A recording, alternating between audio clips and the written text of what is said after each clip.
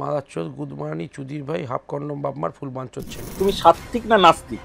না, সেই দিক থেকে আমি নাস্তিক। আমি ভগবানকে কখনো ডাকি না প্রবলেমে পড়লে। পড়াশোনাটার প্রতি আমার ন্যাক ছিল, হ্যাঁ, বাট ফাঁকিবাজি দেওয়ার জন্য ওটা হয়নি। আমার কোনো ভেতরে এক সামনে এক কিছু নেই, আমার একদম অ্যাজ ক্লিন অ্যাজ ওয়াটার। নিজের সবচেয়ে প্লাস পয়েন্ট কোনটাকে তুমি মনে করো? অনেস্টি। তুমি কি পুনর্জন্ম বিশ্বাস করো? না। তুমি কর্মাতে বিশ্বাস করো? হ্যাঁ, ডেফিনেটলি।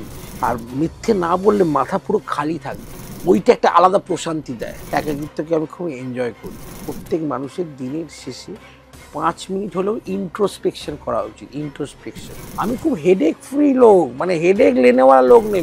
ভোট দাও? আর আমি জীবনে কোনোদিন ভোট দিইনি, জীবনে কোনোদিন ভোট দেবো না।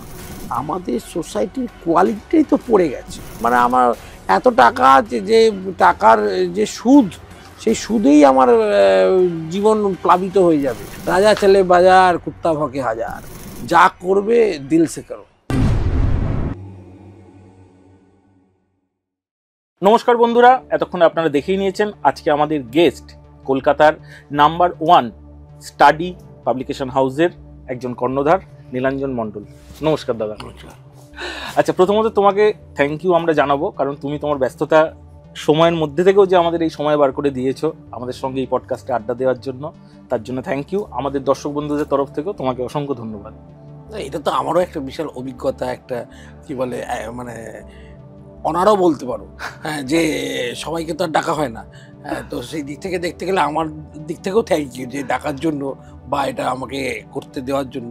না না, একদমই নয়। তোমার কাছ থেকে আমরা অনেক কিছু জানবো, শিখবো, আমরা এনরিচ হবো, আমার দর্শক বন্ধুরাও এনরিচ হবে।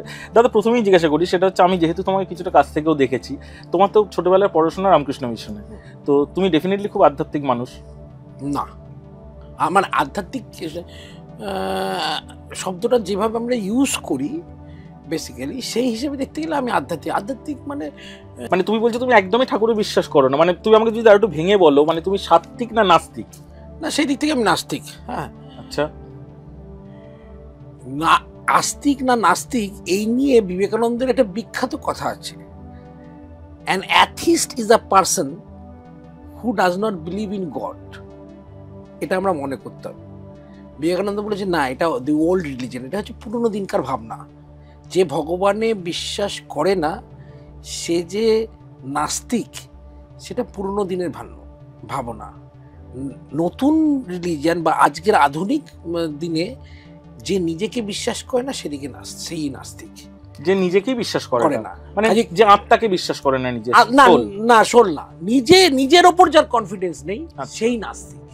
তাহলে সেই বিবেকানন্দ তো বলে গেছে জীব সেবাই শিব সেবা। আসছে না, তার সাথে আধ্যাত্মিকতার সাথে শিবকে, তাহলে সে শিবকে ভগবানের জায়গায় রাখলো কেন? মানে যেহেতু শিব একটা ভগবান, একটা আমাদের চিরাচরিত ভাবনা, সুপ্রিম পাওয়ার হিসেবে আমরা কল্পনা করে থাকি।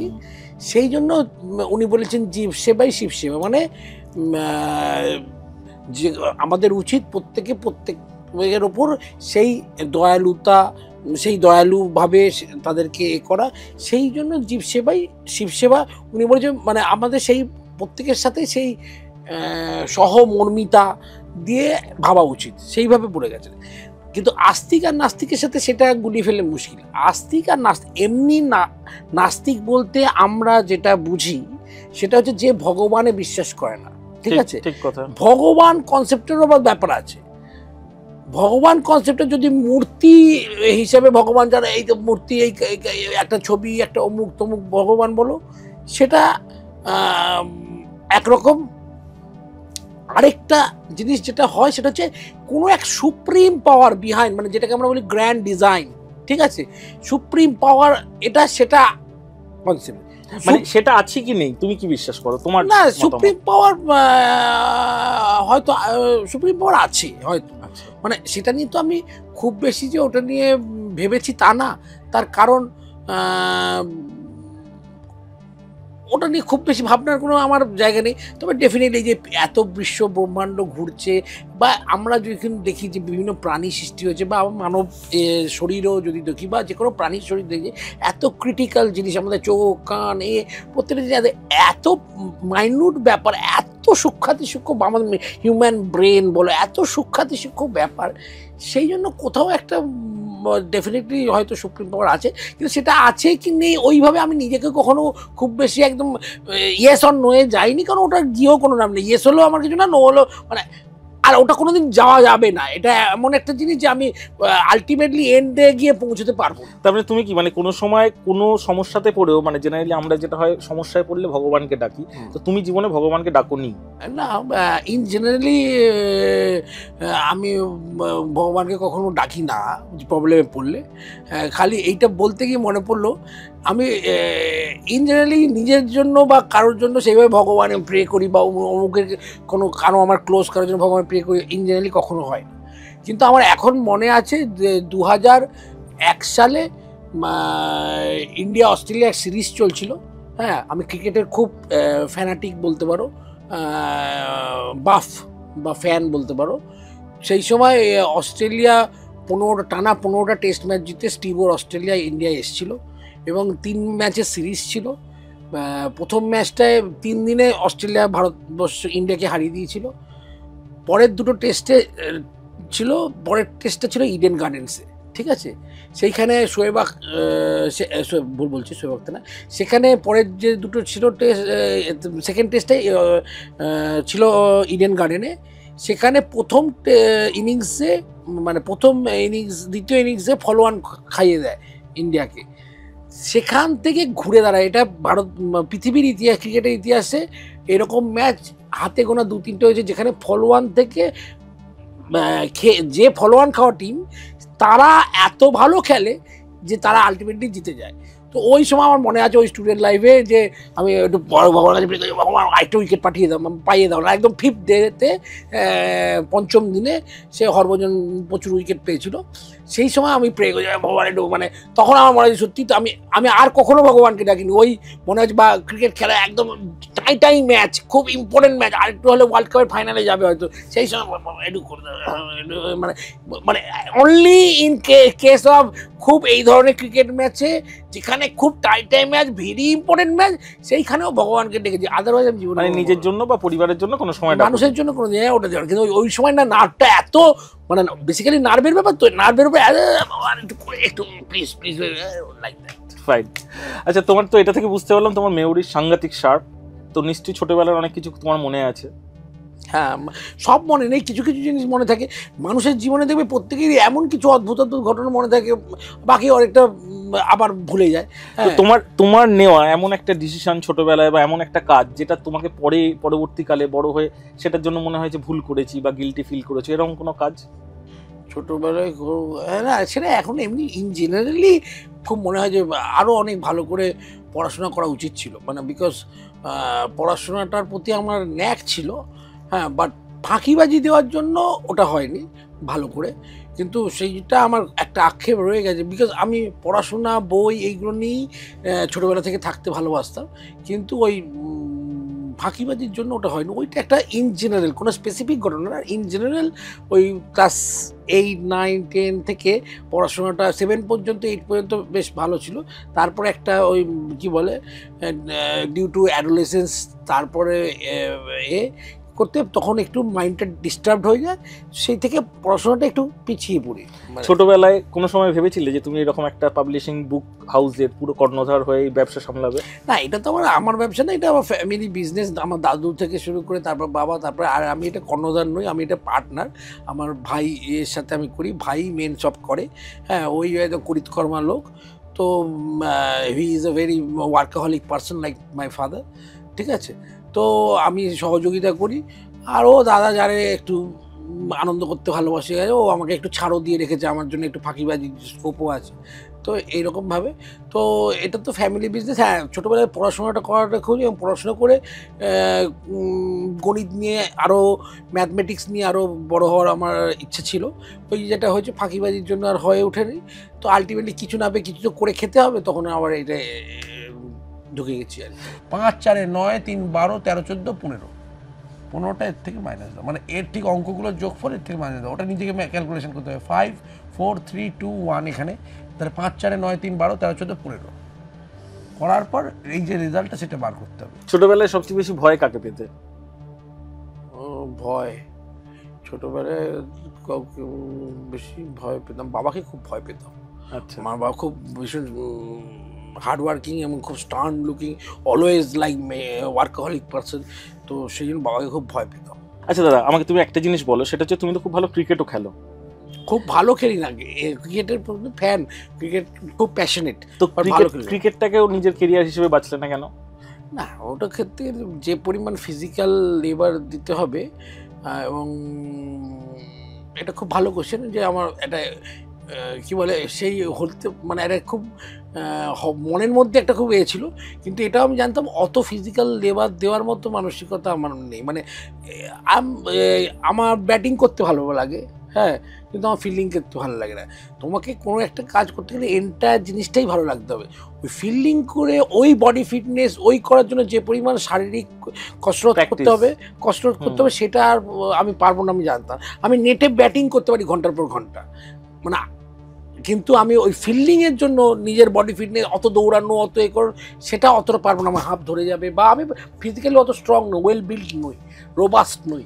সেই জন্য কী বলে আমি জানতাম ওটা ব্যাপার। কিন্তু ওই খেলা এখনও আমি আমাদের পাড়ায় খেলি করি, জাস্ট আউট অফ প্যাশন, ছুটির দিনে কোনো বা রোববার দিনে খেলি। বাট ওই খেলাটার প্রতি একটা ফ্লেভার আছে, খেলাটার প্রতি একটা ভালো লাগা আছে, কিন্তু পুরো খেলোয়াড় হতে গেলে যে পরিমাণ পরিশ্রম আছে সেটা কোনোদিনই আমার পক্ষে সম্ভব ছিল। আচ্ছা, আমরা যদি আমাদের মেমোরিটাকে মানে মাথার যে ব্রেনটা সেটাকে যদি মাদারবোর্ডের চিপ হিসেবে ভাবি, তাহলে নীলাঞ্জন মণ্ডলকে কে চালনা করে, ব্রেন না নীলাঞ্জন মণ্ডল তার ব্রেনকে চালনা করে? বুঝলাম না। আচ্ছা, আমি আর একটু পরিষ্কার করে বলছি, মানে তুমি কি তোমার নিজের মন যেটা বলে সেই অনুযায়ী কাজ করো, নাকি তুমি তোমার মনকে বলো যে না এখন তুমি এটা চাইবে, এটা চাইবে না, এটা করা উচিত, এটা করা উচিত নয়? বেসিক্যালি কোশ্চেনটা যেটা হচ্ছে মন দিয়ে বেশি কাজ করো না মাথা দিয়ে বেশি কাজ করো, বেসিক্যালি এইটা তুমি বলতে চাইছো। এইটা নিয়েও আমার বিবেকানন্দের একটা বিখ্যাত আছে, বলছে যে আ person has is consist of 3 H, 3টে H আছে। কি প্রথম Hটা বলছে হার্ট, টু ফিল, হৃদয় অনুভব করার জন্য। প্রথম H হচ্ছে হার্ট, টু ফিল অনুভব করার জন্য। সেকেন্ড যে হেড, টু থিঙ্ক, মানে মাথা চিন্তা করার জন্য। And third H is hand, to work, হাত কাজ করার জন্য। বিবেকানন্দ নিজেই বলে যাচ্ছে যদি কখনো মাথা আর হৃদয়ের মধ্যে কনফ্লিক্ট হয়, if there is any conflict between heart and head, always follow heart, হৃদয়কে অনুসরণ করো। তো আমি খুব কম্প্যাশনেট লোক, আমি বিবেকানন্দ বলে গেছে বলে নয়, আমার ওইটা আমি কোটেশনটা জানতাম বলে বললাম, বাট আমি হার্টকেই অনুসরণ করি, আমার হৃদয় যা বলে সেটাই করি। देखो रसी, मैं नहीं जानता कि तुम मेरे बारे में क्या सुनकर आए हो। ये सच है कि मैं कई ऐसा काम करता हूँ जिसे ठीक कानूनी नहीं किया जा सकता, क्योंकि मुझे जो सही लगता है मैं वो करता हूँ, वो चाहे भगवान के खिलाफ हो, समाज के खिलाफ हो, पुलिस, कानून या फिर पूरे सिस्टम के खिलाफ क्यों ना हो। मेरे ये काम तरह तरह के लोग अपना अपना नजरिए से देखते हैं और मेरे बारे में एक राय बना लेते हैं। আচ্ছা, তো কি এমন কাজ যেটা তুমি করলে তোমার মন সবচেয়ে বেশি খুশি হয়? কি এমন কাজ করলে আমার মন সবচেয়ে বেশি খুশি হয়? মানে সাপোজ বলছি, একজন স্পিরিচুয়াল মানুষ সে হয়তো বলবে আমি সকালে মেডিটেশন যদি 1 ঘন্টা করে করতে পারি আমার ভালো লাগে। একজন অ্যাথলেটিক বলবে আমি সকালে যদি এক্সারসাইজ করতে পারি 1 ঘন্টা আমার ভালো লাগবে। তো সেরকম তোমার কোন এমন একটা কাজ বা কোন একটা হ্যাবিট যেটা করলে তুমি সবচেয়ে বেশি হ্যাপি হও ভিতর থেকে? আমি যখন কোনো কনসেপ্ট নিয়ে ভাবি যে একটা নতুন কিছু প্রোডাক্ট বলতে বই বা কাজেরই একটা পরিচালনা করার টিম, মানে যখন আমি খুব খুব গভীরভাবে খুব অ্যানালিটিক্যালি কোনো চিন্তা ভাবনা করি এবং সেটা পাইচারি করতে করতেই করি, গান চলে, এটা আমার একটা সিস্টেম আছে, আমি একটা ঘরে থাকি, সেখানে গান চলে জোরে জোরে, আমি পাইচারি করে যখন ভাবি কোনো একটা চিন্তা ভাবনা করে একটা কনসিভ করি একটা আইডিয়া, সেইটা আমাকে সবচেয়ে বেশি আনন্দ দেয়।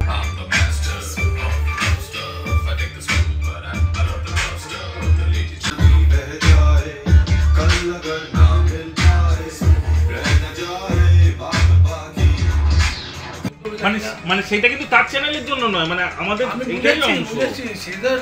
আর মাথা বুঝতে পারছিস তো, 180 বোলিং চেঞ্জ ফরেন ইন্ডিয়ান বোলারগুলো প্র্যাকটিস হচ্ছে তো সেই খুব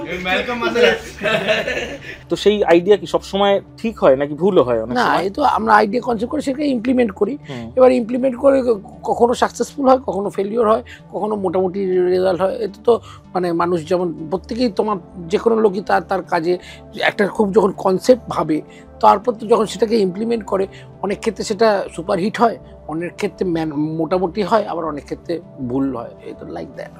তো ভুল হলে কোনো সময় অনুশোচনা হয় বা নিজে কি সেটার জন্য কি দোষ দাও? না, হ্যাঁ, ফেলিওর হলে আমি খুব ডিপ্রেসড হয়ে যাই। সেইটা ঠিক উচিত নয়, একদমই উচিত নয়। বেশিরভাগ লোকেরই ফেলিওরটাকে খুব গ্ল্যাডলি অ্যাকসেপ্ট করে আবার নতুন করে হয়ে যায়, কিন্তু আমার ক্ষেত্রে সেটা আমি করতে পারি না। আমি খুব পেসিমিস্টিক সেই দিক থেকে, হ্যাঁ, কিন্তু এটা হওয়া উচিত না। বাট আমার ডিউ টু নার্ভাস ব্রেকডাউন ওর যখন খুব ফেলিয়ার হয়ে যায়, তখন আমি খুব ডাউন হয়ে যাই। সেটা উচিত নয়, বেশিরভাগ লোকের ক্ষেত্রে সেটাও হওয়া উচিত নয়। মানে সাংঘাতিক মুড সুইং হয়? মুড সুইং তো হয় ভীষণ। আমার এমনি বাইপোলার মুড ডিসঅর্ডার আছে, যে আমার যে ডিজিজটা আছে সেটা প্রথম ধরা পড়ে 2010 সালে, মানে আমার 27 বছর বয়সে ধরা পড়ে। তাতে যখন হয় যে লিথিয়াম বলে একটা জিনিস আছে শরীরে, মাথার মধ্যে নিউরো ট্রান্সমিটার হয়, সেই নিউরো ট্রান্সমিটারে সেরোটোনিন বলে একটা নিউরো ট্রান্সমিটার আছে। আর আরেকটা আমার হচ্ছে যেটা হচ্ছে অ্যাংজাইটি ডিসঅর্ডার, সেটার জন্য গাবা বলে একটা হয়, যার পুরোটা নাম হচ্ছে গামা অ্যান্টিবিউটিক অ্যাসিড। ঠিক আছে, এই দুটো আপ ডাউন হয়। আপ ডাউনের জন্য মুড সুইং প্রচুর হয়। আমার যে ডিজিজটা আছে তার নাম বাইপোলার মুড ডিসঅর্ডার।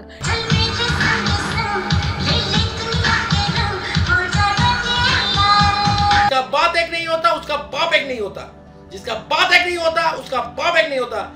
मेरे गांव में ऐसे काम होता है। ডিজিজটার মেনে হচ্ছে যখন আমার ভালো থাকে তখন আমি খুব ভালো কাজ করি, খুব আনন্দে থাকি, খুব ইউফোরিক এতে থাকি। আবার যখন ওই লিথিয়ামটা কমে যায় মাথার মধ্যে, বা ওই যেটা বললাম সেরোটোনিন বা এবং গাবা সব কমে যায়, ডেফিসিয়েন্সি হয়ে যায়, তখন খুব ডিপ্রেসড হয়ে যায়। আচ্ছা, তখন এতটাই ডিপ্রেসড হয়ে যায় যে সাধারণ জীবনযাপনটাই খুব আটকে যায়, একদম খুব সাধারণ জীবনযাপন পালন করাটাই খুব ডিফিকাল্ট। তো ডিপ্রেশন ফেজ থেকে আবার উঠে দাঁড়াও কিভাবে? সেটা কি শুধুমাত্র মেডিসিনের দায়িত্বেই নাকি মেডিটেশন করো, কোনো চেঞ্জে যাও? মেডিসিন আছে, আর হ্যাঁ মেডিটেশন চেঞ্জে যাওয়া তো ভালো, কিন্তু ওই যেটা হয় সেটা হচ্ছে ডক্টর যেটা বলে একটু এক্সারসাইজ করা, বাইরে যাওয়া, সব করে ওঠে না। কিন্তু যেটা হয় প্রচুর, আমি লোকের সাথে থাকতে, মাস কমিউনিকেশন খুব পছন্দ করি।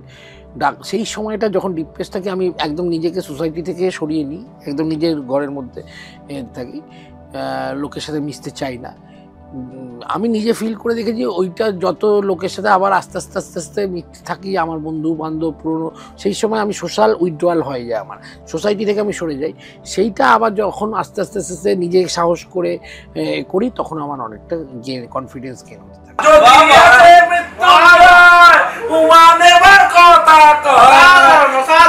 কষ্ট করে মনে করতে হচ্ছে ওরা কবে 25 বছর শ্মশানে মশানে বীরে ঘরের বাপ না বাবে, শ্মশানে মশানে বীরে ঘরের বাপ না বাবে। নিজের সবচেয়ে প্লাস পয়েন্ট কোনটাকে তুমি মনে করো? অনেস্টি। আমি মনে করি আমি নিজের খুব আমি ধরে নিই আমার খুব একটা গুণ বলে কিছু নেই, মানে নির্গুণ লোক আমি, মানে আর যেটুকু আছে সেটা হচ্ছে negative, but I am pure honest বলে আমার মনে হয়। আচ্ছা, মানে আমি রাগ হলে একদম সামনে খিস্তি দিই, ভুল বলে ফেললাম, রাগ হলে সামনে গালাগাল দিই। ঘন্টার তেলে ঘন্টার নিচে খ্যামটা নাচা, এই খামটাই গন্ডগোলের। যে দেশে মারা সেক্স এত ট্যাবু, মারা 1,137,000,000 তার পপুলেশন, অথচ তাদের ঘন্টার নিচে খ্যামটা করতে করতে তো পপুলেশন বেড়ে যাচ্ছে। যা বলি স্ট্রেট ফ্রম দ্য হার্ট।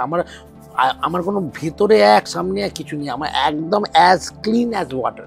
বাবার একটা ছিল কি, বাবার অনেক কিছু ভালো দিক যেমন ছিল, খারাপ দিকও ছিল। বাবা খুব ছোটো করতো লোককে, মানে যখন বকতো এমনভাবে বকতো, ভীষণ তার হাতে ঘা দিয়ে কথা বলতো, এবং খুব ফিয়ার্সলি, হয়তো আমিও করে থাকি, সেটা হয়তো আমি নিজে যখন করি তখন বুঝতে পারি না, সেটাও হতে পারে যখন, কারণ আমারও নিজেও এখন বলতে গিয়ে মনে হচ্ছে আমিও হয়তো অনেক সময় কর্মচারীদের হয়তো ব্লু লেভেল খাওয়াচ্ছি, আবার যখন দরকার পড়ে আয়সা খিস্তি দিচ্ছি, মানে সে খিস্তিগুলো শুনলে গা পা শিউরে উঠবে। আচ্ছা, একটু যদি তোমার মানে ফিলোসফিটা বলো, মানে এই যে রাগ হলো বা তুমি একটা কিছু স্ল্যাং বললে, তাতে কি হয়, মানে মেন্টাল পিস পাওয়া যায় এক্সট্রা নাকি? না, রাগটা এগুলো তো ইমোশন, মেন্টাল পিসের ব্যাপারটা, এটা তো বেরিয়ে গেল। অনেকে সেটাকে কন্ট্রোল করতে পারে, যারা খুব ভালো মানুষ সেটা নিজেকে করলো, কিন্তু বেশিরভাগ দেখা যায় খুব ভালো মানুষ আমরা তো নই, বেশিরভাগ হয়ে পুষে রাখে। আচ্ছা, এটা রাগ হলো ঘুরিয়ে মারবে, বদলা নেবো আর কি, হ্যাঁ, বা পলিটিক্স করে অন্যভাবে করবো। আর সিধা সাদা লোক যারা হয়, আমি মনে করি আমার মতো, তারা ব্লান্টলি বলে দেবে, হয়তো ইনিশিয়ালি খুব খারাপ লাগছে যা বলছে, যাকে বলছে বা করছে, বা যেভাবে অ্যাটিটিউড করছে, চিৎকার করছে, চেঁচামেচি করছে, বাট উল্টো দিকের লোকটা যদি বেশ কিছু দিনের পরিচিত হয়, তারা বুঝতে পারবে অ্যাকচুয়ালি এ মনে কিছু পুষে নেই, এ ক্যারেক্টারটাই এরকম। আমি মনে করি এটা অনেক কম হার্মফুল রাদার দেন যদি কেউ মনে পুষে রাখে, সে কিন্তু অনেক বেশি হার্মফুল। মাদারচোদ গুদমানি চুদির ভাই হাফ কন্ডম বাপমার ফুল বাঞ্চোর ছেলে। তুমি নিজে জীবনে কোনোদিনও এইরকম রিভার্স সিচুয়েশনে পড়েছো, মানে এমন একটা জায়গায় যেখানে তুমি নিজে হয়তো সেই রকম একটা উল্টো ব্যক্তির সামনে পড়েছো, তুমি কিছু বলতে পারছো না, মানে যেখানে আমি সাফার করছি, হ্যাঁ এক্স্যাক্টলি ওই জায়গাটা আসতে চাইছো তো? না, আমি তো পার্সেন্টটাই হচ্ছে এ করার, আমি সব জায়গায় এ করেছি, আমি ব্লাস্ট, মানে এরকম হয়নি যে আমি সহ্য করে নিয়েছি, আমার মনে পড়ছে না এই মুহূর্তে, সেটা হচ্ছে আমিও মানে তাহলে ওই যা হয়েছে দুমাদুম হয়ে গেছে, আবার দেখা গেছে আবার ঠিক হয়ে গেছে। আচ্ছা, মানে এরকম আমি রিসিভিং এন্ড করেছি বলে আমার এই ধরনের মনে হয় না, কারণ আমি খুব ওই ব্যাপারটা দেখতে গেলে আমি খুব ডমিনেন্ট নেচার, কাজে ডমিনেন্ট লোক তো খুব এটা রিসিভ করবে না, সেও দুমদাম চারটে, আবার হয়তো দেখা যাবে পরে গিয়ে আচ্ছা ফাইন। তুমি আমাকে একটা জিনিস বলো নীলাঞ্জন দা, সেটা হচ্ছে তোমার জীবনের আইডল কি? মানে তুমি হ্যাঁ কাকে অনুসরণ করো বা করতে ভালোবাসো, বা কার ব্যক্তিত্ব তোমায় ভালো টানে? আমি যখন কি বলে প্রফেশনালি যদি বলি, মানে অ্যাজ আ পাবলিশার, আমি যেহেতু প্রকাশক, বই তৈরি করি, বই প্রকাশনা করি, তো আমার ট্রেডের দুজন লেজেন্ডারি ফিগারকে আমি খুব করি, মানে তাদের একটা কম্বাইন্ড ফোর্স আমার খুব ভালো লাগে। একজন হচ্ছে যিনি এখন আর এই ট্রেডে নেই, তিনি হচ্ছেন ছায়া প্রকাশনীর একদম প্রথম যে মালিক ছিলেন সুমিত বিশ্বাস, তাকে আমি মনে প্রাণে ভীষণভাবে শ্রদ্ধা করি, এখনো করি এবং ফলোও করি। মানে তার যতই সে কম্পিটিটর হোক, কম্পিটিটর ছিল যখন, তখনও ছিলাম, এখন তো সে নিজে বিক্রি করে দিয়ে ট্রেড চেঞ্জ করেছে, মানে এসচাঁদকে বিক্রি করে দিয়ে সে অন্য রিটায়ার্ড লাইফ লিড করে, বাট যতদিন ছিল ততদিনও সম্মান করি, এবং আমার আমৃত্যু তাকে একটা পাবলিশার প্রকাশক হিসেবে সে একটা যুগান্তকারী বিপ্লব এনে দিয়েছে, সেটাকে করি।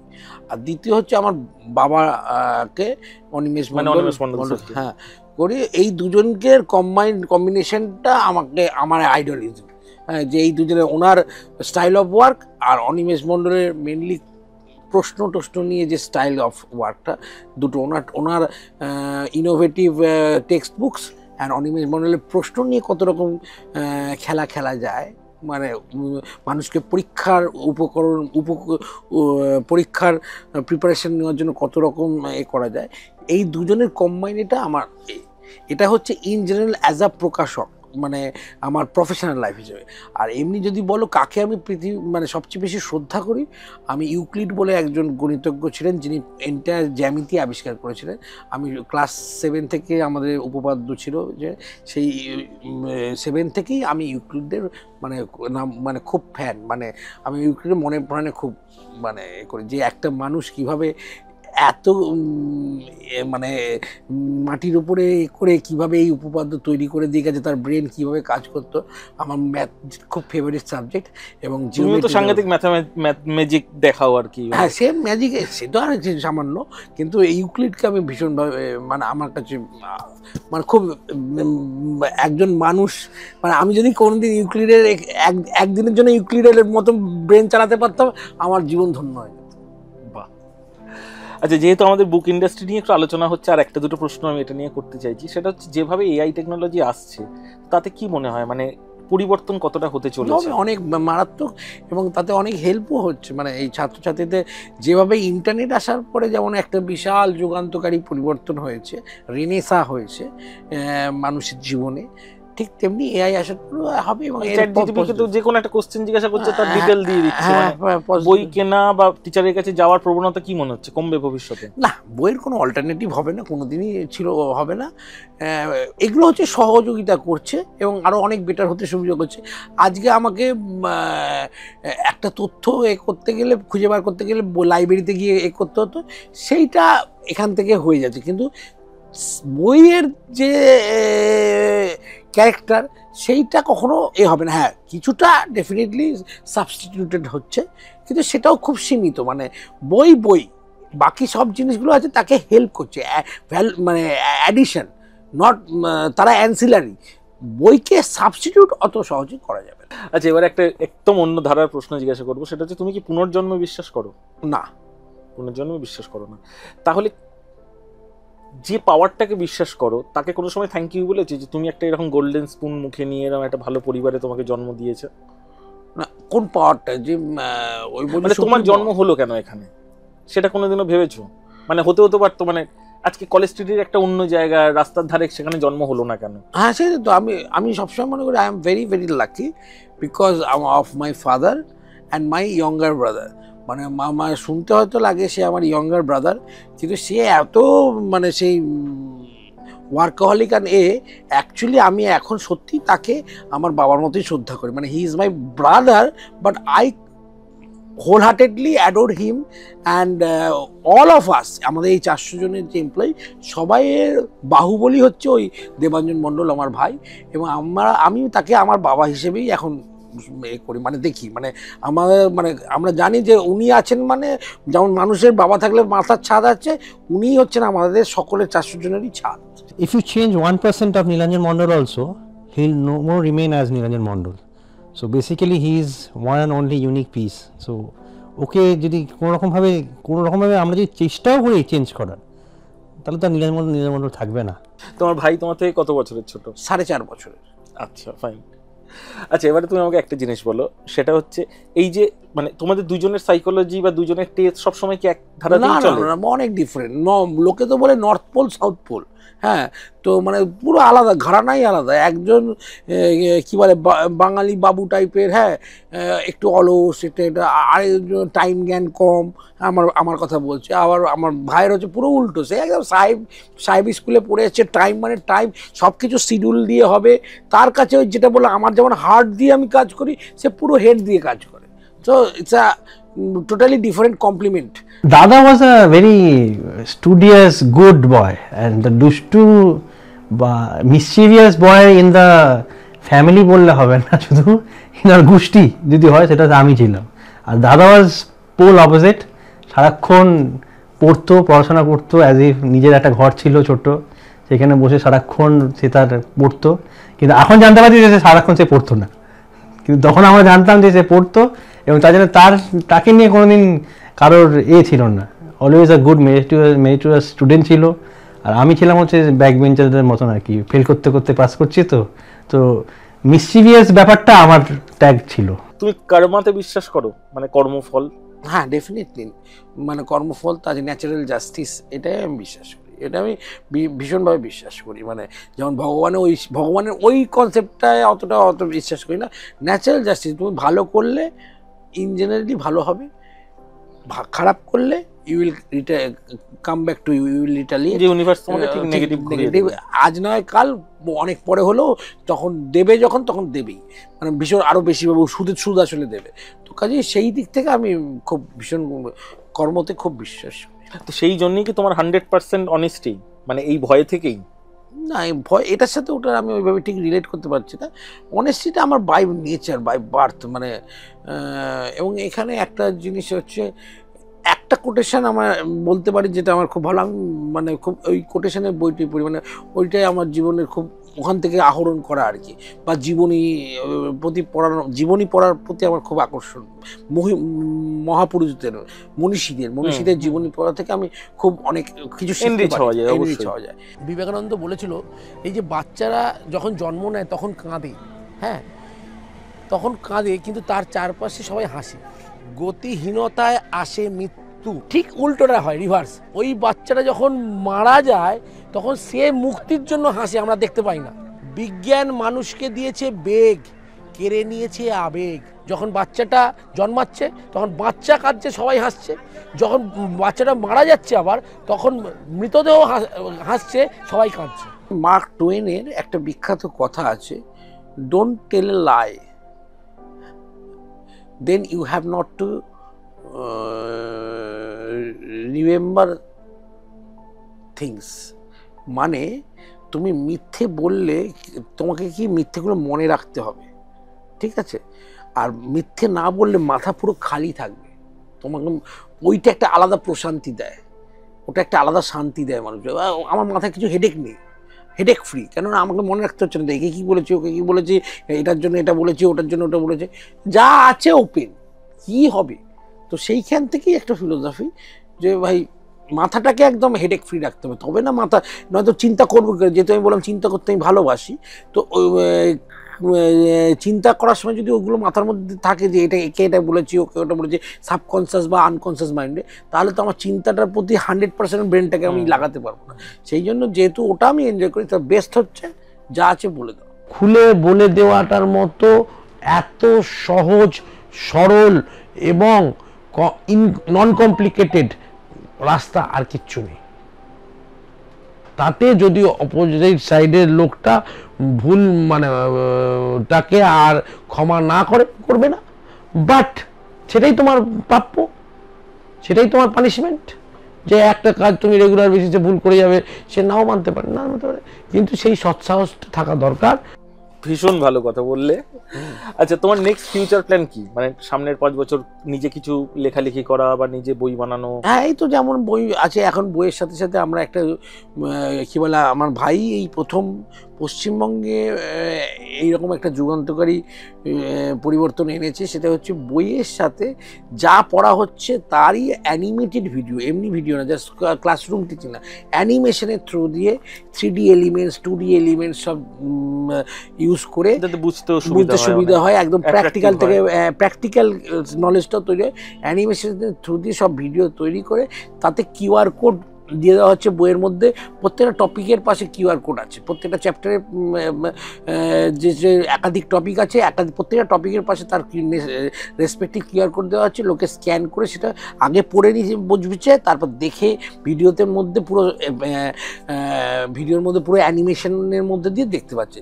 তো এইটা একটা আমাদের বিশাল সাকসেস।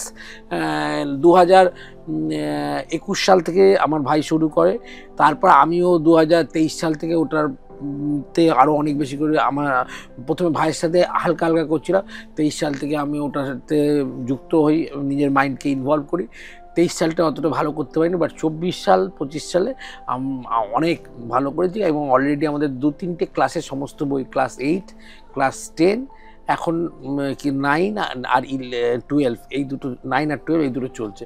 আশা করছি আগামী 2-3 বছরের মধ্যে আমাদের 6 to 12 সমস্ত কি বলে চ্যাপ্টারের সমস্ত ভিডিও আপলোড হয়ে যাবে। এবং এই টেকনোলজিটাই তোমরাই একমাত্র প্রথম। হ্যাঁ, এখনো পর্যন্ত কেউ আসেনি, কারণ এটা খুবই খরচা সাপেক্ষ।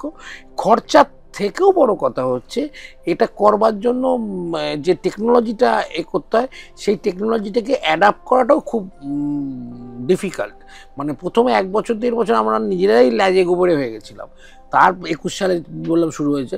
ভালো প্রোডাকশান স্টার্ট হতে হতে ওই 23, 24, 25 সেই জায়গাটা এসেছে। প্রথমে 1-1.5 বছরই স্টার্টিং করতে আমাদের, মানে এত জিনিসটার মধ্যে আমি যদি ডিটেলিংয়ে বলতে চাই, হ্যাঁ, মানে এক একটা ডিপার্টমেন্টের মধ্যে কত ভাগ, মানে 3D ডিপার্টমেন্ট আছে, সেখানে মডেলিংয়ের আলাদা লোক, টেক্সচারিংয়ের আলাদা লোক, রিগিংয়ের আলাদা লোক, অ্যানিমেশনের আলাদা লোক, সিমুলেশন বা এফেক্টসের আলাদা লোক, 2D কনসেপ্ট বোর্ড আছে, 2D অ্যানিমেশনের জন্য আলাদা লোক, মোশন গ্রাফিক্সের জন্য আলাদা লোক, এভি এডিটিংয়ের জন্য আলাদা লোক, এত মাল্টিপল টাইপস অফ সেগমেন্ট আছে, লেয়ারে, যেটা ওয়ান ম্যান শো নয়। তো এটা আমাদের অ্যাডাপ্ট হতেও অনেক সময় লেগেছে। বুঝতে পেরেছি। আচ্ছা, এবার একদম একটা অন্য ধরনের প্রশ্ন করছি, সেটা হচ্ছে নট অনলি দ্যাট, তারপর এত কিছু হওয়ার পর হঠাৎ একটা ডিপার্টমেন্ট বলছে স্যার আমাদের আরেকটা ডিপার্টমেন্ট তৈরি করতে, কি না ম্যাট আর্টিস্ট লাগবে, ম্যাট আর্টিস্ট, তাদের আবার Matte painting যেটা ম্যাটের করবে। জন্য, আবার তার ম্যাটের জন্য একটা করতে করতে করতে করতে শিখতে শিখতে আমাদের 6 মাস ডেফিনেটলি একটা ভিএফএক্স, ওই জন্যই তো আমরা হলিউড মুভি দেখি যে একটা ভিএফএক্স টিম এবং একটা কোম্পানি নয়, মাল্টিপল কোম্পানিতে ওরা আউটসোর্স করায়, হ্যাঁ যে একটা কোম্পানিতে মাত্র 20 জন বা 50 জনের ভিএফএক্স আর্টিস্ট কাজটা তুলতে পারবে না। আচ্ছা, এবার একদম একটা অন্য প্রশ্ন করছি, সেটা হচ্ছে তুমি যেহেতু সবসময় বললে যে একটা টিম নিয়ে বা লোক নিয়ে বা লোকের সমষ্টি নিয়ে চলতে ভালোবাসো, কোনো একদিন সকালে উঠে দেখলে যে তোমার চারিপাশে কেউ নেই, তুমি একা, তখন কি করবে? এবং আরেকটা কথাও বলে রাখি, আমার রিসার্চ টিম আমায় জানিয়েছে, সেটা হচ্ছে ম্যাক্সিমাম কেন প্রায় 24 ঘন্টায় তোমাকে অনলাইনে পাওয়া যায়, তো ভেবে নাও সে হাতের ফোনটাও নেই, হ্যাঁ। সেই ক্ষেত্রে তখন তুমি কি করবে? না, আমি সবথেকে বলি যে একাকিত্ব নিয়ে বলতে গেলে একাকিত্বকে আমি খুব এনজয় করি। হ্যাঁ, এটা দিয়েও সেই আবার এসে যাবে একটা ওয়ার্ডসওয়ার্থের বিখ্যাত কবিতা ড্যাফোডিল, আমরা সবাই পড়েছি, সেখানে লাইন আছে for oft when on my couch I lie, মানে কিছুক্ষণের জন্য যখন আমি শুয়ে থাকি বিছানার উপরে টুক করে শুয়ে আছি, in vacant or pensive mood, মানে আইদার মাথার মধ্যে কিছু আইডিয়া নেই বা পেন্সিভ বা একটু দুঃখ দুঃখ আছে, দে ফ্ল্যাশ আপন ইন দ্য ইনওয়ার্ড আই, দে মানে স্মৃতি, স্মৃতি আমাদের হৃদয়ের মধ্যে চলে বেড়াচ্ছে যে কি করেছি, এ করেছি বা কি হচ্ছে বিশ্ব ব্রহ্মাণ্ড বা এই আমার জীবনে এত এ হয়েছে, which is the bliss of solitude. এই যে ব্লিস অফ সলিটিউড কথাটা হচ্ছে পৃথিবী বিখ্যাত একটা ফ্রেজ, ব্লিস অফ সলিটিউড মানে, সলিটিউড মানে হচ্ছে একাকিত্ব, আর ব্লিস মানে হচ্ছে একটা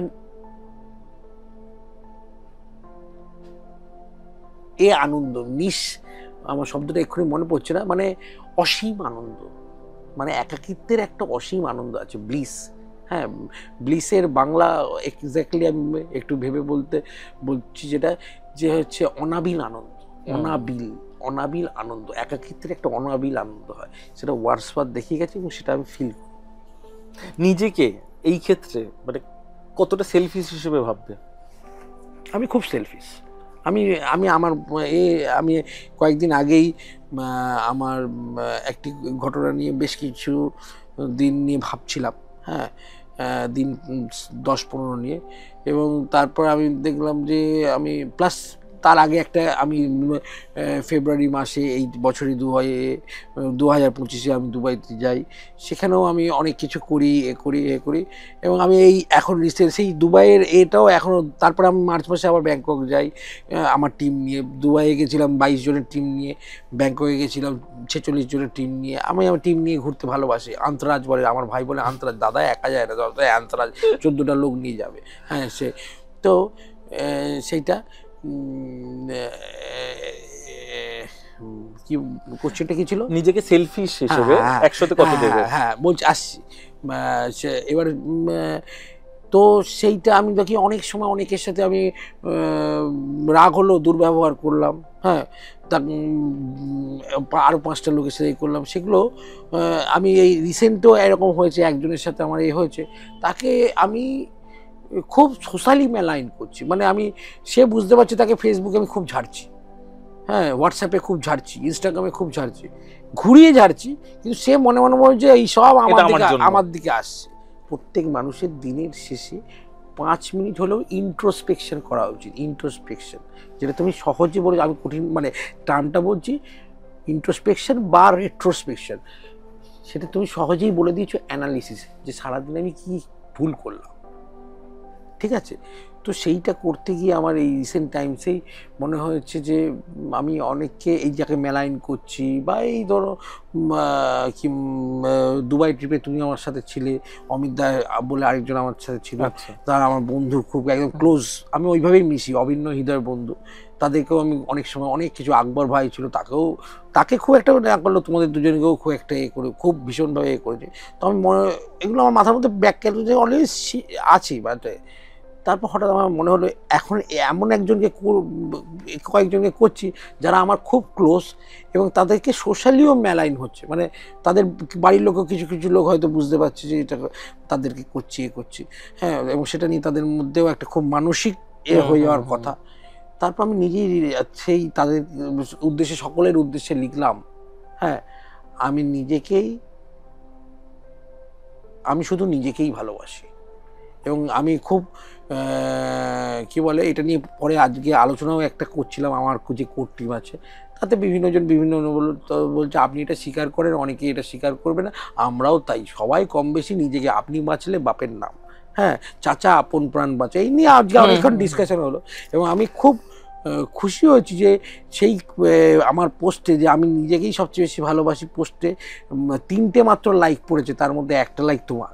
হ্যাঁ, মানে you also appreciated that I have that honest confession honesty to confess my self. যে আজকে ওইটা নিয়েও কত গল্প আমরা নিজেদের মধ্যে করেছি।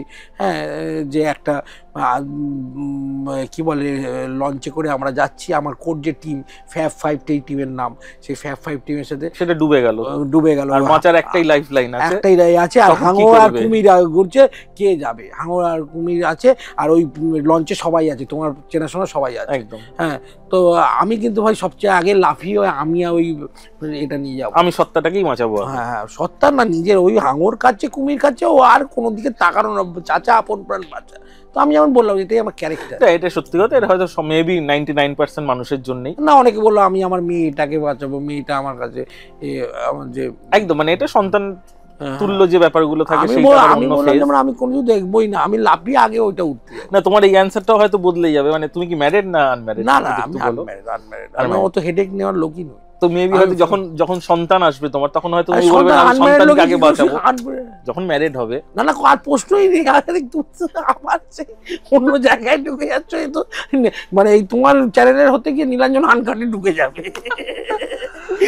না। আচ্ছা, একটা জিনিস জানবো, মানে সত্যি তোমার জীবনে যদি কোনো মানুষ আসে, না আসবে না, মানে ওইভাবে তুমি যেভাবে আসতে বল চাইছো অর্ধাঙ্গিনী হিসেবে, হ্যাঁ না অর্ধাঙ্গিনী ওইটাই বলছি তো, ওইভাবে আসবে না। তার কারণটা হচ্ছে আমি খুব হেডেক ফ্রি লোক, মানে হেডেক লেনেওয়ালা লোক নেই। মানে আমি সেদিন একজন, এটা কিন্তু সাংঘাতিক কন্ট্রাডিক্টরি, মানে যত ম্যারিড মানুষ আছে তারা সবাই হেডেক নিয়ে লাইফস্টাইল, রেসপন্সিবিলিটি, হেডেক মানে রেসপন্সিবিলিটি, মানে ইনক্লুডিং ইওর মানে মাদার এন্ড ফাদার অলসো। হ্যাঁ, সবাই। আমি তোমার একটা কালকে ইন্টেলিজেন্ট আলোচনার কথা বলছি। একজন ছেলে এসেছিল, মানে আমার এই ফ্যাব 5-এর যে মেম্বার, সেটা ফিমেল মেম্বার, তার হাজবেন্ডকেও আমি দেখেছি, কি মেয়েটা বলে একটা এসছে, রেব্যান মেয়েটা বলে একটা কোনো চশমা এসছে, তার হাজবেন্ড এসিলারে আছে, আগে অ্যাবর্ডে ছিল, এখন এসিলারে আছে। তো তার সাথে কথা বলছি, তখন এই কথায় কথায় গাড়ি ফাড়ি কথা এসেছে। আমার ভাইয়ের আবার গাড়ির একটু শখ আছে, ও ডিসকভারি চলে, ডিসকভারি মানে ওই ল্যান্ড রোভার, জাগুয়ার, হ্যাঁ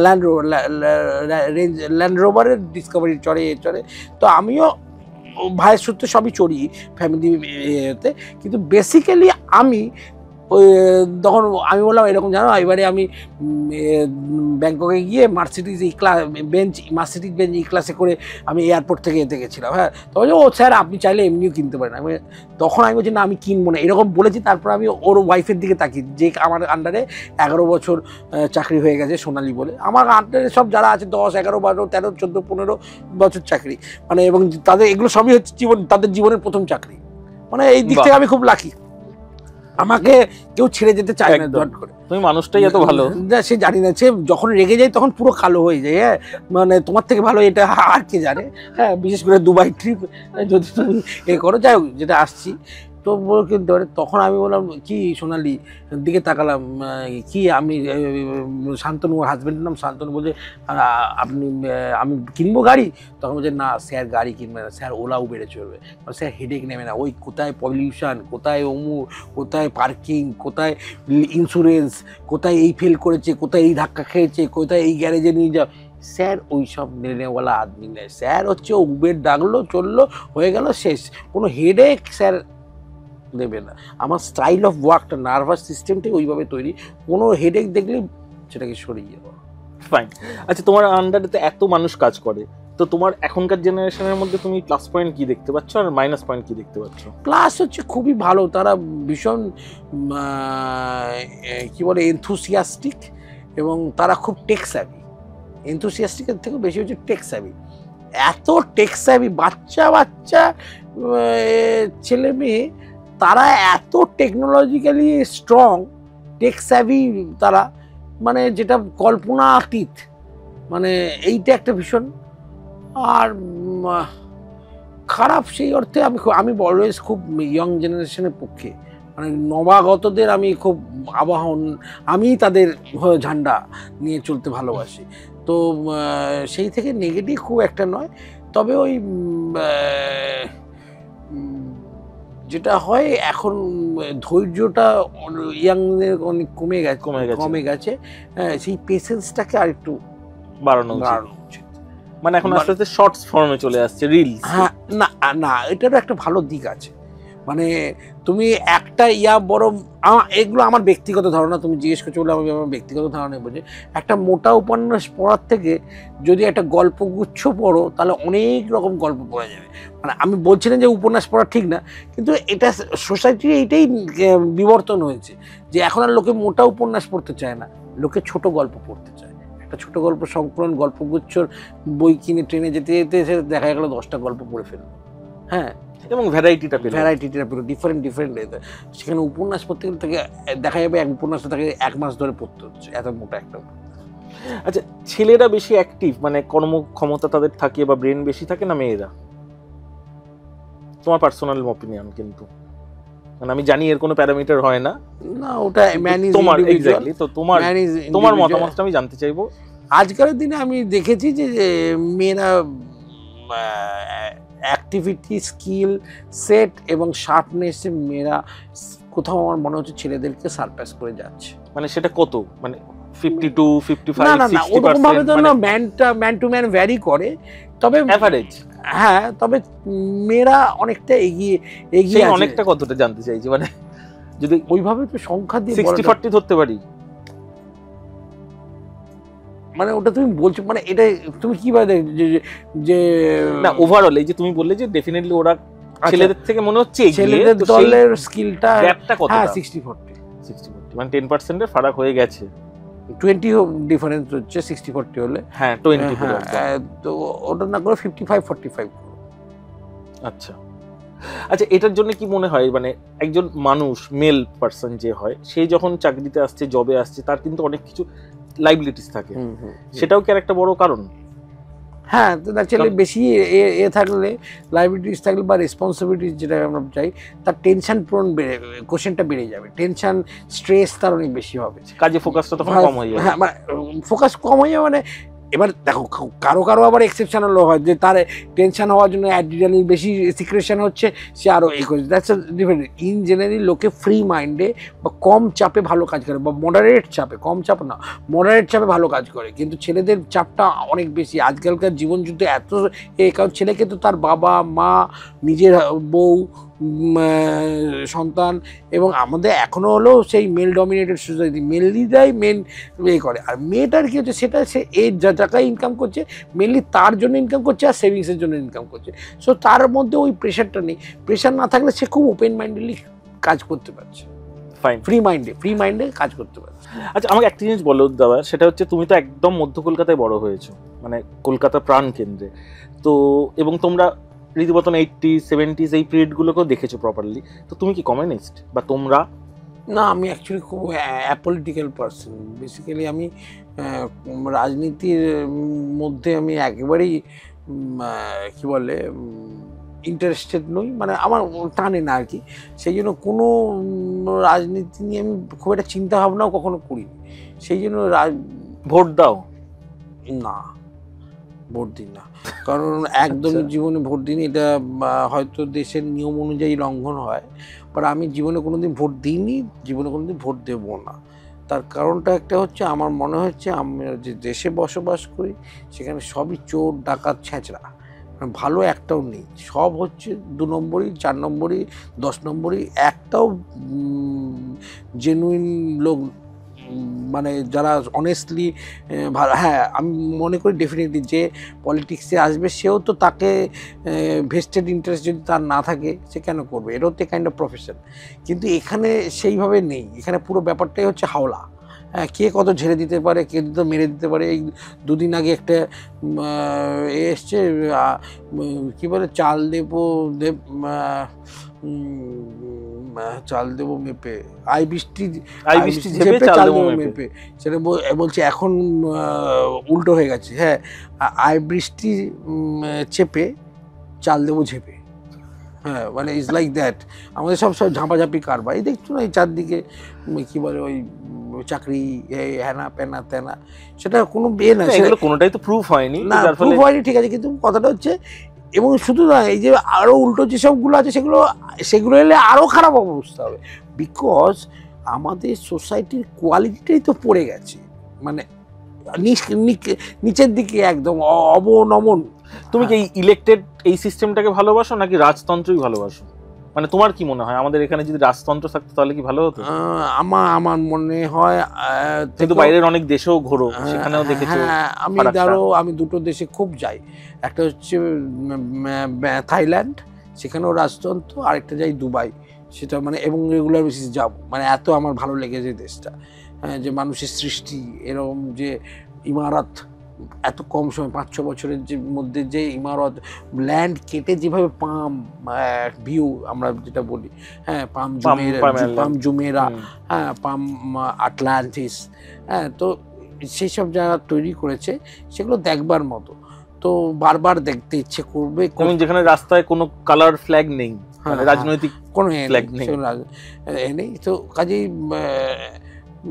আবার কিন্তু ওই যেটা আছে রাজতন্ত্রেরও আবার অনেক খারাপ দিক আছে, মানে ওই ইতিহাস তার প্রমাণ আছে, অত্যাচার, টিরানি এক্সেট্রা এক্সেট্রা।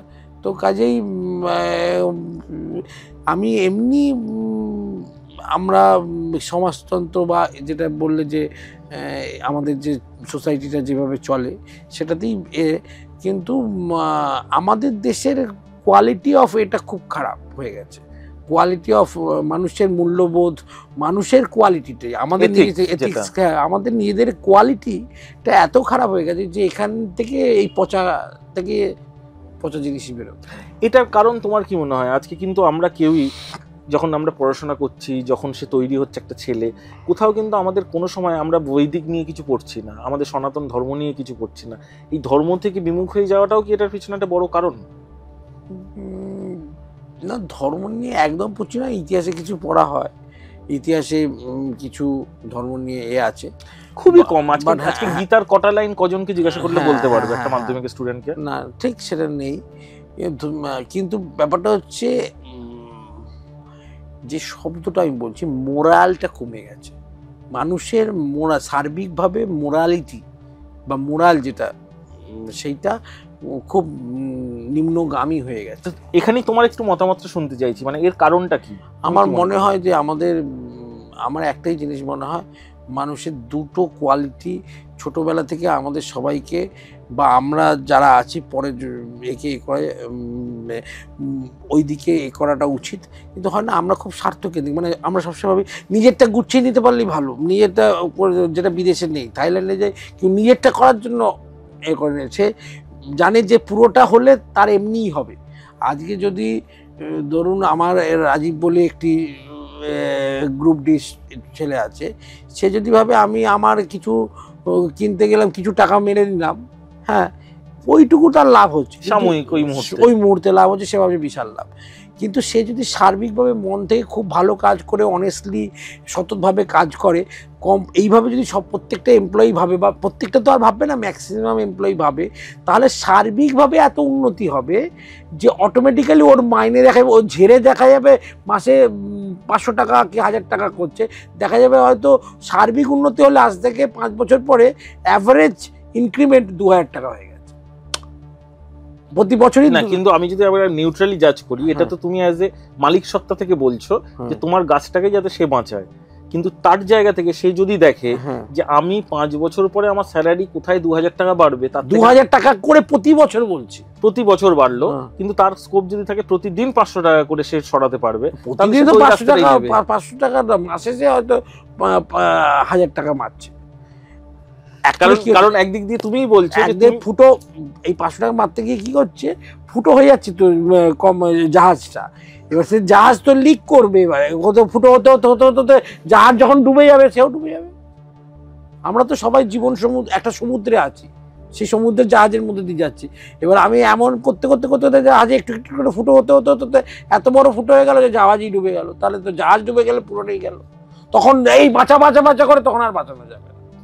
আচ্ছা, তুমি যেহেতু নিজের এরকম একটা মানে শিক্ষামূলক একটা ট্রেডে আছো, সেই জন্য তোমাকে জিজ্ঞাসা করছি। সেটা হচ্ছে এই যে আজকে আমরা দেখি মাদ্রাসাতে কোরআন পড়ানো হচ্ছে, এটাকে তুমি কতটা কিভাবে দেখছো? হ্যাঁ, পড়ানো যেতেই পারে, কোনো অসুবিধা আছে বলে মনে হয় না, কিন্তু ফ্যানাটিক না হলে হতো। ফ্যানাটিক মানে যে ওই অন্ধবিশ্বাসটা যদি না হয়ে এমনি মোরাল আপলিফমেন্টের জন্য, বা বাইবেলের যেমন গল্প যীশু খ্রিস্টের সে পড়া হলো অ্যাজ এ, তাতে কোনো ধর্মগ্রন্থ পড়তে তো বরঞ্চ ভালোই, মানে তার একটা ন্যাচারাল টুয়ার্ডস ন্যাচারাল তার যে ক্যারেক্টার সেটা অনেক আরও বেটার হবে, পিউরিফাই হবে, আরও পবিত্র হবে। কিন্তু যেটা অনেক সময় মাদ্রাসা কথাটা বললে হয়, অনেক সময় গোঁড়ামি যাতে না চলে যায়, মানে মানুষ দেখা গেল গোঁড়ামিটা ওই কি বলে বিভিন্ন যে রিচুয়ালস আছে ওইটাকে প্রাধান্য দিতে শুরু করলো, সেটার দরকার নেই। ওর বেসিক এসেন্সটা, ওর যে মূল কি, ওই ধর্ম মানে যাকে ধারণ করে মানুষ বেঁচে থাকে, ধারণ মানে জীবনে যে যে জিনিসগুলো ভালো জিনিসগুলো করলে ধারণ করে মানুষ বেঁচে থাকবে, সেটাই হচ্ছে ধর্ম। তো কাজেই সে যদি ওইভাবে নেয়, তার জিসটাকে, তার ক্রাক্সটাকে যদি সে সাক করতে পারে, সেটা অনেক বরঞ্চ ভালোই হবে। না, তাহলে তুমি কি বলছো, মানে আমাদের রেগুলার স্টাডি যেভাবে স্কুলে পড়াশোনা হচ্ছে সেটা ভালো, নাকি মাদ্রাসা দিয়ে যে ছেলেটি বেরোচ্ছে তার মানে স্টাডি সিস্টেমটা বা স্টাডি কোয়ালিটিটা বেটার? অ্যাকচুয়ালি মাদ্রাসা পুরো এটা নিয়ে আমার নলেজ অতটা নেই, যেটা বা যেটুকু অল্প বিস্তর আমি জানি সেটা হচ্ছে এমনি স্টাডির সাথে ওরা আরও কিছু রিলিজিয়াস এটা পড়ছে। কিন্তু মুশকিল যেটা হচ্ছে আজকাল পড়াশোনার কন্টেন্ট এত বেড়ে গেছে যে আবার তার সাথে ওটা পড়তে গেলেও প্রত্যেকটা জিনিসের কিছু পজিটিভ বা নেগেটিভ দুটোই থাকবে, প্রোজ অ্যান্ড কনস যাকে আমি বলি বা আমরা বলি, বা মেরিট অ্যান্ড ডিমেরিটস যাকে বলি। তো ওটা করতে গেলে আমার অসুবিধাটা হচ্ছে তখন তার মেন কন্টেন্ট তাকে কমিয়ে দিতে হবে, কারণ একটা মানুষের তো আর ব্রেন তো একটা ক্যাপাসিটি আছে, একটা বাচ্চা ছেলে, সেই ক্ষেত্রে ওটা করতে গেলে আবার এটা এফেক্টেড হবে। হ্যাঁ, এটা এফেক্টেড হবে। আচ্ছা, তুমি তো নিশ্চয়ই সিনেমা দেখো, তো সত্যজিৎ রায়ের বিখ্যাত একটা বইয়ের মতন যদি আজকে ভূতের রাজা এসে তোমায় বর দিতে চায়, কোন 3টে বর তুমি চাইবে? 3টে বর? প্রথম বরটা খুব ইজি আমার কাছে হচ্ছে উইথাউট এনি কাইন্ড অফ, লোকে যেমন জরা ব্যাধি মৃত্যু, এটা কি বলে গেছেন গৌতম বুদ্ধ, জরা ব্যাধি মৃত্যু। তো জরা মানে হচ্ছে ওল্ড এজ, ব্যাধি মানে হচ্ছে রোগ, মৃত্যুকে কোনো আমার অসুবিধা নেই। আমি জরাতেও ঠিক আছে, ব্যাধিটাকে খুব করি, অপছন্দ করি, বা ওটাকে বাইপাস করার চেষ্টা করি, সেই ইউথেনেশিয়া হোক বা অন্য যেভাবে হোক, সেটাকে মানে ইচ্ছা মৃত্যুর কথা বলছো? হ্যাঁ, ইচ্ছা মৃত্যুর কথা, এবং সেটা পেনলেসলি। এইটা আমার একটা প্রথম না, এটা আমার জীবনের সবচেয়ে বড় প্রায়োরিটি, যে কিভাবে আমার শেষ জীবনে যখন আমি রোগগ্রস্ত হতে শুরু করছি, একদম শুরুতেই যাতে আমি স্বেচ্ছায় উইথাউট পেন আমি স্বেচ্ছা মৃত্যু নিতে পারি, এটা হচ্ছে প্রথম। দ্বিতীয়ত হচ্ছে যে পরিবার ওই প্রথমেই শুরুতে বলেছি, শোয়ের আলোচনার বা কনভারসেশনের শুরুতে, যে আমার ওই কিছু পড়াশোনা আমার একদম ওই যে জ্যামিতি বললো যেগুলো আমার তখন অতটা ফাঁকিবাজির জন্য হয়নি, সেটাকে আমি আমার একটাই তো জীবন, ওইটাই চাই যে আবার মানে যেগুলো বাকি রয়ে গেছে, যেগুলো তখন করা হয়নি, আমার সেইগুলোকে যাতে আমি গ্রাস্প করতে পারি, তাহলে স্যাটিসফ্যাকশন থাকবে যে এই জীবনে এই বিউটিটা আর পরে পাবো না, এই জীবনে এই বিউটিটা পেলাম। এটা হচ্ছে 2 নম্বর। আর 3 নম্বর লাস্ট? 3 নম্বর টাকা না, সেরকম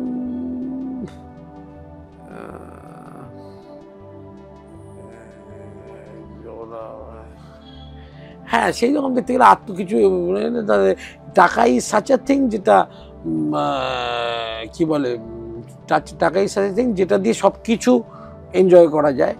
তো সেক্ষেত্রে কিন্তু মেন যেটা আমার ক্ষেত্রে, বা আমার যা টাকা আছে তার সুদই আমি খেয়ে যেতে পারবো না। মানে সেই জন্যই অবাক হচ্ছে, এবং আমার দর্শকদের বলছি যে আপনারাই ভাবুন যে মানুষটার টাকার প্রায়োরিটি আসছে সবার লাস্টে। হ্যাঁ হ্যাঁ, মানে সে কোন জায়গায় বিলং করে। হ্যাঁ মানে আমার এত টাকা আছে যে টাকার যে সুদ, সেই সুদেই আমার জীবন প্লাবিত হয়ে যাবে, মানে আসলে আমি কোনোদিন হাতই দিতে পারবো না। ফাইট, ভগবান করুক আরো তুমি সমৃদ্ধ হও। আচ্ছা এবার একটা জিনিস বলো দাদা, সেটা হচ্ছে তোমার পিছনেও তো কোনো মানুষ নিশ্চয়ই তোমাকে নিয়ে নিন্দা করে, হ্যাঁ, সেগুলো তুমি কোনো সময় যখন জানতে পারো বা ফেস করো তখন কিভাবে, কি রকম লাগে, কতটা না হার্ট? না, নিন্দে করে পেছনে নিন্দে করে কখনো হার্ট হই না। যার বলার থাকবে সে তো সামনে এসে বলবে, পেছনে বলছে মানে ওই সেই ব্যাক বাইটিং, মানে যাকে আমরা বলি বার্কিং ডগ সেলডম বাইট, বা ব্যাক বাইটিং করছে, ও পেছনে রাজা চলে বাজার কুত্তা ভকে হাজার। হ্যাঁ, তো কি পেছনে যে বললো, যার সামনে থাকবে বলার থাকবে, তো যার সত্যি পয়েন্ট থাকবে, লজিক থাকবে, সত্যতা থাকবে, সে তো সামনে এসে বলবে। তুমি তোমার ডিপ্রেশনে কোনো সময় কেঁদেছো? না, কাঁদা খুব একটা আমি কখনোই কাঁদি না, এক্সেপ্ট খুব ইমোশনাল সিনেমা, মানে যেখানে খুব অন্যায় হচ্ছে সে একা দেখি সিনেমা বাড়িতে, সেই সময় একমাত্র চোখ দিয়ে হু হু করে জল পড়ে।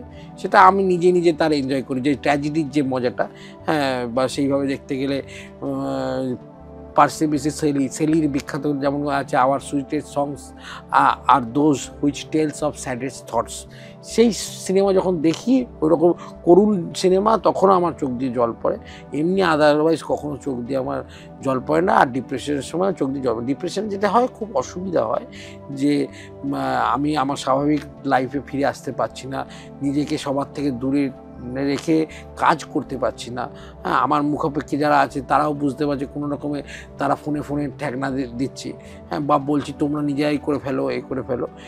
আমি অন্য যে মানুষটা আমি সকলের সাথে মাঝে থেকে হই হই করে সময় কাটাতে চাই, সে সকল থেকে নিজেকেই সরিয়ে নিয়েছি।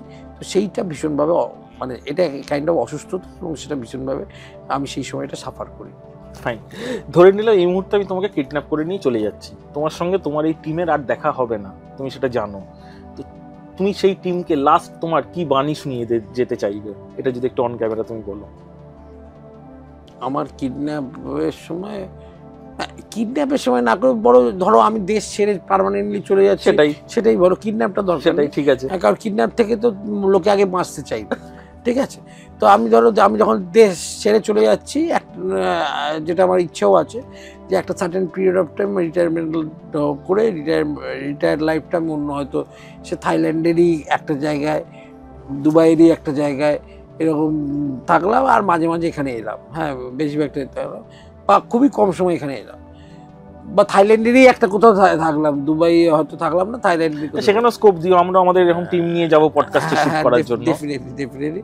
তো সেক্ষেত্রে যেটা তোমার টিমকে কি মেসেজ দিয়ে যেতে চাইবে? যেটা দিয়ে যাব, যে যা করবে দিল সে করো, একটু অন ক্যামেরা যা করবে দিল সে করো, মানে there is nothing, no great things are there without heart.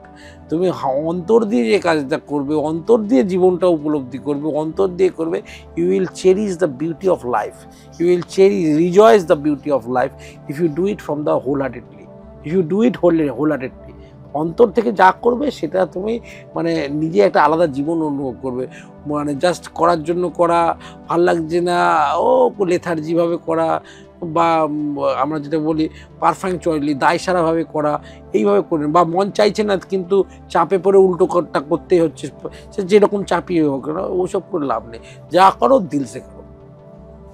অসাধারণ, অনেক কিছু জানলাম তোমার কাছ থেকে। আবারও পরবর্তীকালে তুমি সময় যদি যাও, মানে দাও আমাদের দর্শকদের জন্য, আমরা আবার আসবো, আমরা আবার পডকাস্ট করবো। না, আমার তো ভালোই লাগে, যত এই ধরনের হয় তত তো আমারও শিক্ষা হয়, অভিজ্ঞতাও হয়। এটা একটা বিশাল প্রাপ্তি যে এই ধরনের একটা রেগে, এবং সবচেয়ে বড় কথা যেটা প্রাপ্তি, সেটা হচ্ছে মন খুলে বলা যায়, এবং তাতে কি বলে, অনেক কিছু হয়তো শেয়ার সময়ের অভাবে বা এতে করা হয়ে ওঠে না, বা মনে থাকলেও, এবং এটা অন ক্যামেরা রেকর্ড হয়ে থাকে, মনে থাকলেও সেটা করা হয়ে যায় না। সেই যে এরকম সন্ধ্যা খুব প্রয়োজন আমাদের জীবনে, যেখানে আমরা খুব ওপেনলি মন থেকে একটু এটাও a kind of cultural activity আমরা বলতে পারি। একদম, মানে এই জায়গায় একদম যাওয়ার আগে লাস্ট একটা প্রশ্ন জিজ্ঞাসা করছি, মানে এই জায়গায় তোমার মনে হয় মাঝে মাঝে যে আমরা বড্ড বেশি এই ফোনের, মানে ফোনের মধ্যে ঢুকে যাচ্ছি, মানে এখন সেটা তো আছে, মানে এটা চারটে বন্ধু বসে যে গল্প করা, আড্ডা দেওয়া, এই ন্যাচারাল অ্যাক্টিভিটি গুলো কমে আছে। মানে বললাম তো এর মতো আশীর্বাদ কিছু নেই, কিন্তু যত আশীর্বাদই হোক তার মধ্যে কিছু খারাপ দিক থাকবে, ওটা হচ্ছে তার ব্যাড ডিফেক্ট। সেই জন্য আমাদেরকে নিজে কনস্ট্যান্ট হতে হবে যে হ্যাঁ এটা আমি করব, কিন্তু তার সাথে আমি প্যারালালি এইটাকেও আমি বজায় রাখবো, সেইটাকে একটু। কোন কোন জিনিসগুলো আজকে মিস করো? চিঠি লেখা, ডায়াল করা টেলিফোন, রেডিও? হ্যাঁ, চিঠি লেখা তো খুব একটা, ওটা একটা জিনিস ভেবে ভেবে লেখা, হ্যাঁ ওটাই তো আনন্দ। মানে ওটা একটা, মানে আমি লিখছি ভেবে ভেবে, সেটা আমার আনন্দ। যে পাচ্ছে সে পড়ছে, মানে ভেবে ভেবে পড়ছে আর সেও ভাবছে, সেটা সেই যে চিঠি লেখাটা একটা লস্ট আর্ট হয়েছে, ওটা কিন্তু ইটসেলফ একটা আর্ট। চিঠির শুধু বই হয়, হ্যাঁ মানে জওহরলাল নেহেরু তার মেয়েকে লেটার্স টু ডটার বলে যে বিখ্যাত বইটা, letters of a father, letters of a father to her daughter, এরকম বইটা, letters of a father to her daughter, Jawaharlal Nehru বিখ্যাত। শুধু চিঠির বই, স্বামীজিরই আছে চিঠির বই। মানে চিঠিটা একটা কোন লেভেলের আর্ট, এবং সেটা তৈরি করার সময় লিখতে লিখতে লেখার সময় যারা যে লিখছে তারা আনন্দ, পুরো ফিলিংসটা, আবার যে পড়ছে পাওয়ার পরে সেটা একটা অনাবিল আনন্দ। সেইটা তো হোয়াটসঅ্যাপে টুং করে না, ও আর ওই ছোট্ট করে জাস্ট মানে টুক করে লেখা, টুক করে সেই ব্যাপারটা, সেই আর্টিস্টিক ব্যাপারটা একদম, সেটা ভীষণভাবে মিস করি। ভীষণ ভালো থেকো তুমি। থ্যাংক ইউ, খুব ভালো লাগলো, থ্যাংক ইউ।